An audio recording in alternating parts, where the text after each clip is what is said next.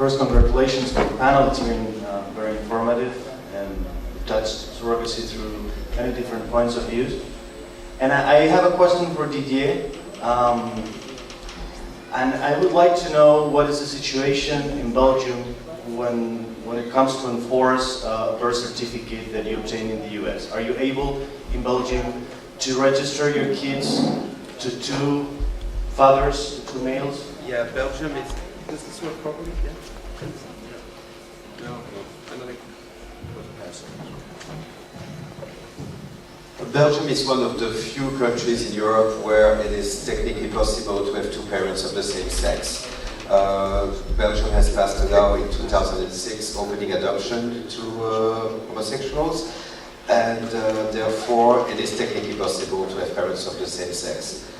Therefore, when we showed up with Boris, it was the biological son of one of us, and the other was able to adopt him thereafter. But are you Belgian? No, I'm Spanish. Oh, you're Spanish. Because and the last thing to do, and I think this is valid in several European countries, is to show up with a birth certificate with both names on, because otherwise the administration doesn't know what to do with it. So we had both, and we had the original one too. So the legal pathway is through first registering under one of you and then co-adoption. And then adopt. But that was possible in Belgium, but I believe that's possible in Spain as well. In Spain, the situation, just for clarification, in Spain the situation since a year ago is that we can now enforce birth certificates with two fathers in the Spanish registry. So great. So far it's one step beyond. I want to make one comment, and then I want Steve to talk about something you failed to mention before, and that is the task force that you have. Okay. But just you realize that one of the advantages of the United States is that regardless of what you are going to do once you go back to your country, at least you are able to leave the United States with an American passport for your children. So that is a huge advantage in the sense that your children are able to be admitted into any one of your countries as Americans, and until you're able to sort out what you have obviously thought of and devised a strategy to a legal strategy ahead of time. But at least you are not forced to do all of that in the United States.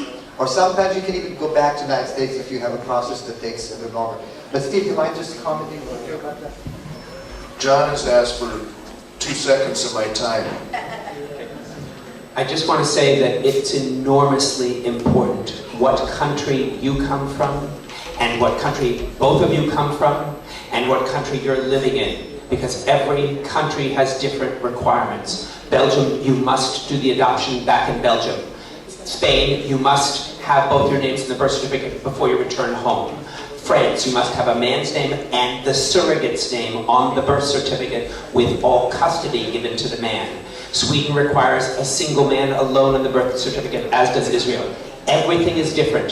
Please speak to a lawyer who is knowledgeable about the different countries, because it may be that you need to be matched with the most conservative approach and then change it afterwards. And one of the wonderful things about Massachusetts is, even if you are not residents, even if you're not born, your child isn't born there, we have no residency requirements. And we can do second parent adoptions after the fact, and we have been able to do that. So everything is a different situation. It's very important that you know it's not just Spain we're dealing with here, we're dealing with all of Europe, and if you need advice from your home country and a lawyer in the States as to how to do it, because we have 50 states to choose from. So I think that what Ron wants me to speak about is the international regulation and enforcement of orders and the Hague Convention.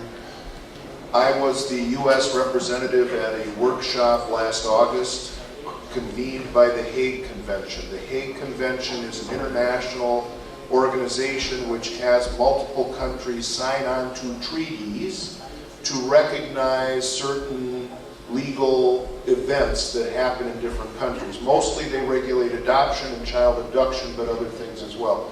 They are looking at surrogacy so that they want to put in place a convention among all of the countries that will lead to the enforcement of parentage orders in the return home countries when people go across international borders to have children. It sounds perfect, and it is desirable.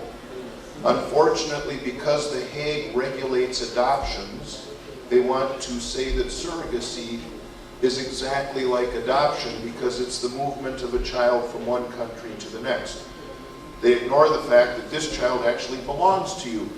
And that means that they are looking at putting home studies and best interests of the children qualifications and having parents meet all of the same qualifications for participating in surrogacy that they would have to participate in an international adoption under the convention. So it's the right entity with the wrong idea. As the chair of the American Bar Association Assisted Reproductive Technology Group, our group is lobbying the United States State Department to resist this so that we cannot put it in place and so that your rights to become parents are preserved. So we're working very hard on your behalf, and yet we do need a system so that everybody that goes home is the parent and can get citizenship for their children. So we will continue to look for that option, and we will continue to militate for your rights globally as well as nationally. I think we're out of time, but let me just mention that there was another sponsor of this seminar that is not present here, and that is a very unique adoption agency called Forever Families Through Adoption, which provides an option that is the closest right now to surrogacy in the sense that it does allow you to adopt an American child and bring that child, in many cases infants, back to Europe. So the truth of the matter is that many of us are choosing surrogacy because we want to have biological children. Others are choosing surrogacy because it might be the only option right now for you to become a parent. So if, and you know many countries that allow adoptions of single or definitely, I don't think anybody ever allowed adoptions for gay men, but supposedly single men no longer allow that. So as it turns out, unfortunately, not only do we not have a national health system in the United States, but also we have a lot of kids who are not adopted every year. And many or a growing number of them are now eligible to be adopted even internationally. So it's called a reverse commute adoption, in the sense that it was traditionally thought that Americans are going all over the world adopting children, and now there are American children in the Netherlands and Germany and some other European countries already. It is a slow process. It needs to be certified, sometimes county by county, or at least state, federal state by state, until it is allowed to be done. So if you're interested, the information is at the lobby display table. You can contact them and ask them about your state, your country, and if it's a possibility.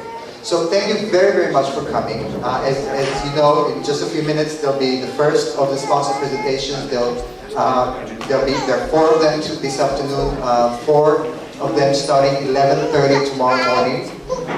And by all means, register on the website, come to me if you have questions, and good luck.